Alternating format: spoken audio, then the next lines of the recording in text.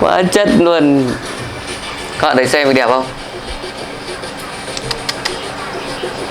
Mercedes-Benz quá chất luôn các bạn ạ, quá chất luôn. Con xe mơ ước của mình này đã mua được. Cửa hàng bán xe.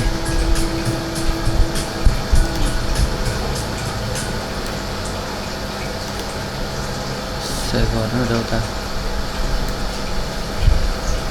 À đây. Đây rồi. Bây giờ mình sẽ đi đến đây. Ok.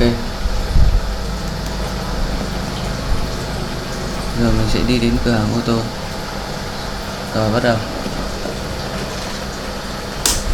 Nổ máy lên, khởi động.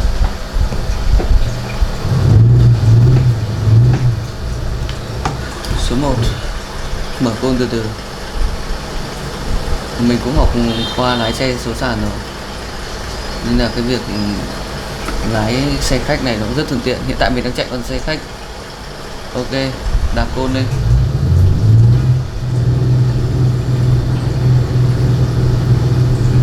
Nhấn côn về số 2.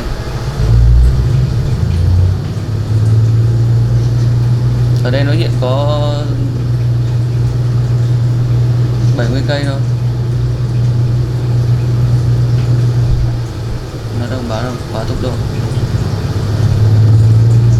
Giờ mình sẽ phải đi ra Sài Gòn để mình đổi xe khác, đổi con Ford bán tải đi cho nó nhẹ.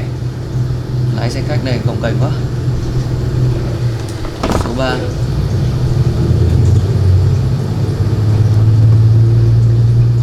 Chơi quả lái xe này thì chắc chắn là phải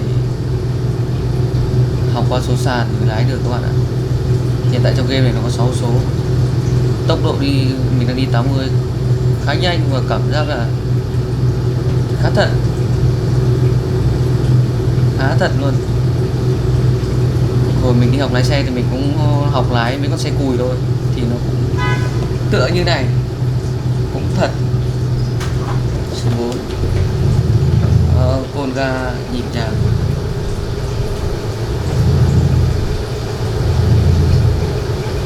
Côn ra ga vào. Ô, từ từ bà con ơi. À, đang đi đúng đường rồi. Ôi, đi tốc độ vậy. Ôi, cảnh sát giao thông nhiều quá trời. Phạt quá tốc độ. Ôi, thôi đi chậm chậm thôi. Ôi, phải về số 1 đó các bạn nhé. Tới đèn đỏ phải về số 1. Xe Thế Giới Di Động chắc đi dò hàng ở đâu à?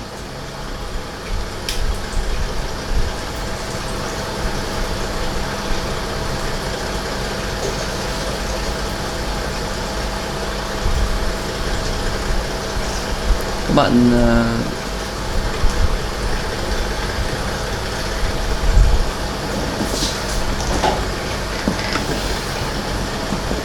sao đợi đèn đỏ lâu vậy?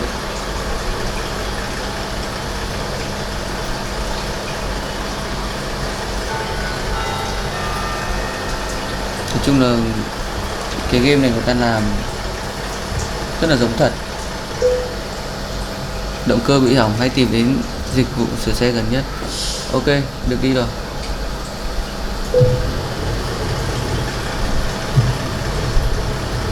Nó đang báo xe mình bị hỏng.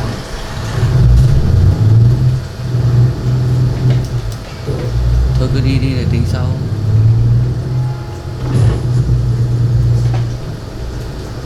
Lái xe tải khó ghê. À, lái xe khách khó ghê.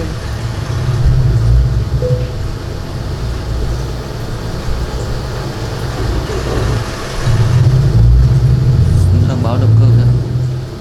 Tôi cố gắng tới cái chỗ mua xe đi.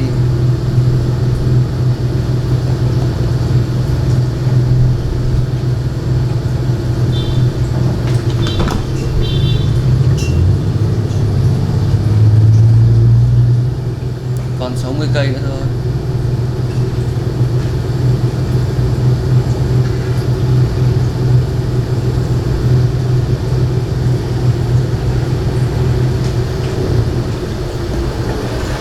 Uầy, đường đông quá.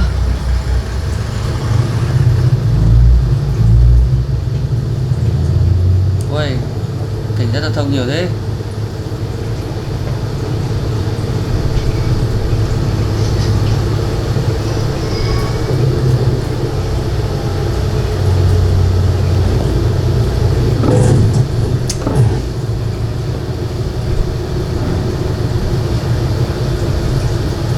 Mình căn đường hơi kém.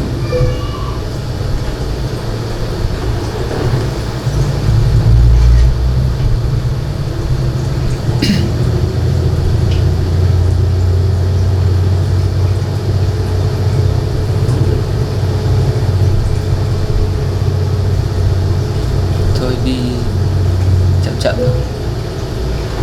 Động cơ đang bị hỏng.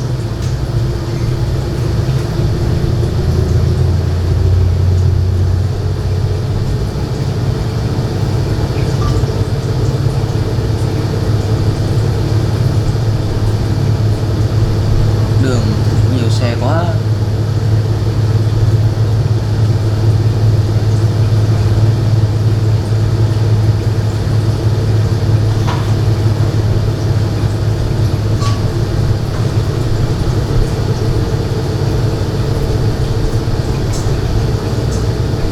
Lại cái vụ gì nữa đây? À, vượt quá tốc độ.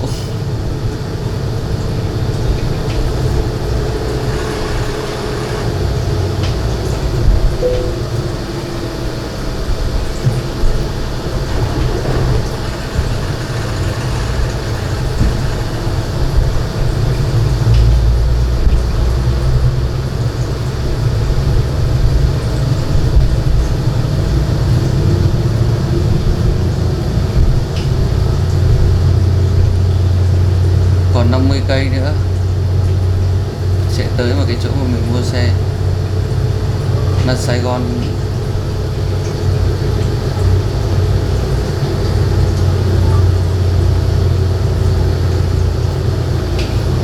Xin phép đi qua các chú thì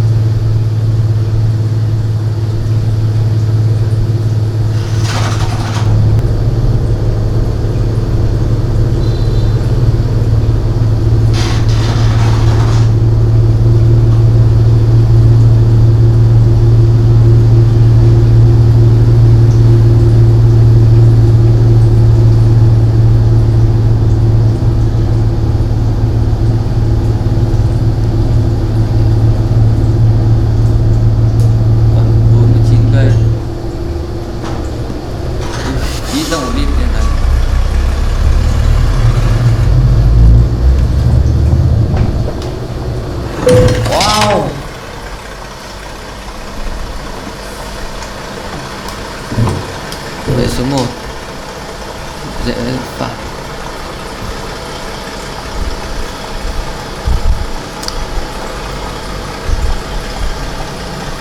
Mình sẽ sửa xe nhé.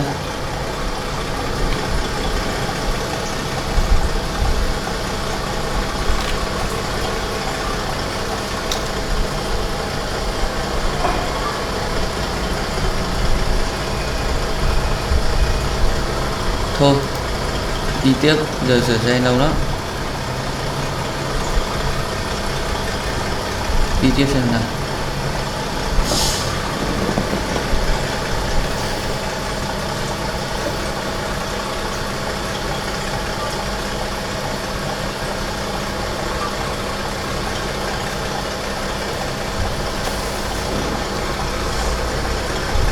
Xe thì được khách chứ.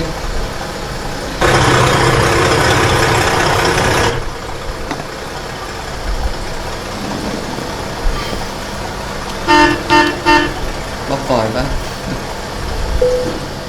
Động cơ đã bị hỏng. Gần nhất từ chỗ nào bố ơi biết được.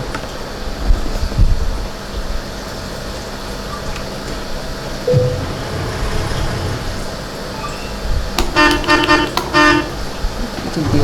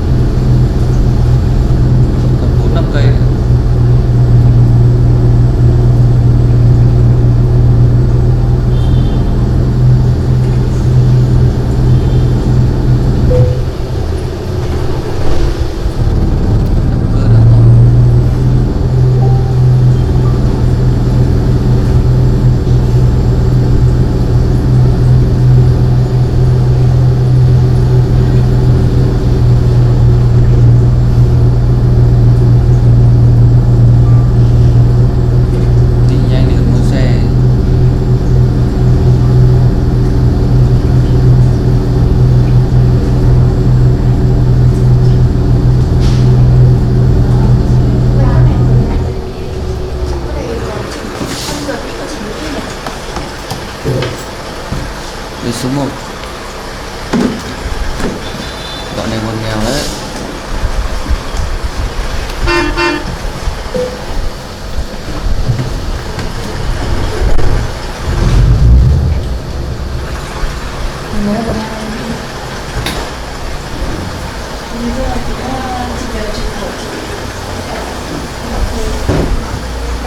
Úi ôi, ông CPU chính hệ tông nhức đít.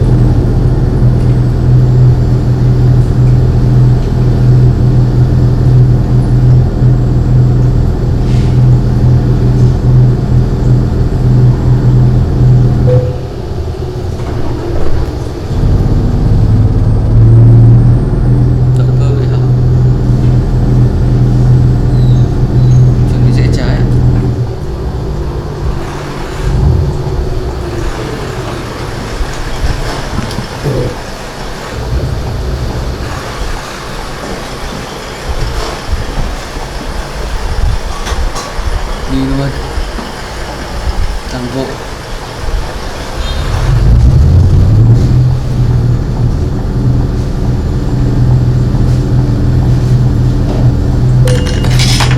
Xin lỗi quý vị, xin lỗi.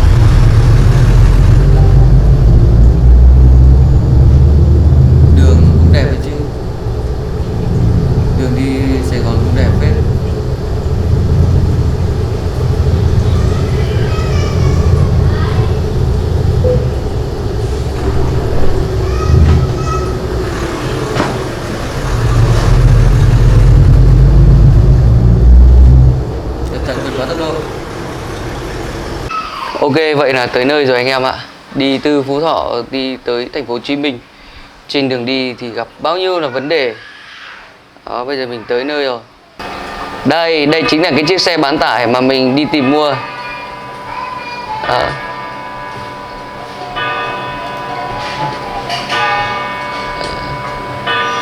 Chỉ có duy nhất một chiếc bán tải thôi, mình sẽ mua chiếc này.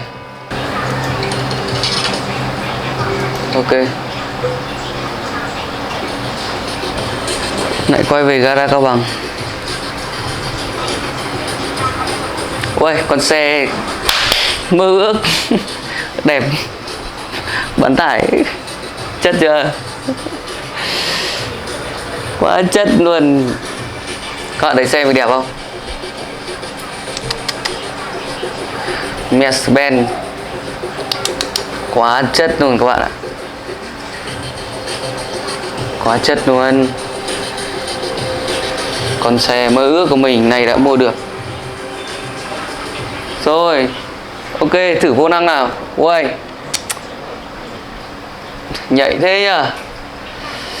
Bây giờ mình sẽ nổ máy để mình đi nhá. Đầu tiên phải dấn côn trước. Ôi, chất chưa. Ga thử này. Rồi, ok. Vào số 1 nhá. Mở côn từ từ. Ôi, ôi, Xe chật thế. Ui, đi nhanh thật các bạn ạ. Xe phò đi nhanh thật. Mà sao đoạn này tắc đường à? Mình thử lùi lại xem thế nào nhé. Thử lượn vài vòng với chiếc xe này xem. Chết máy.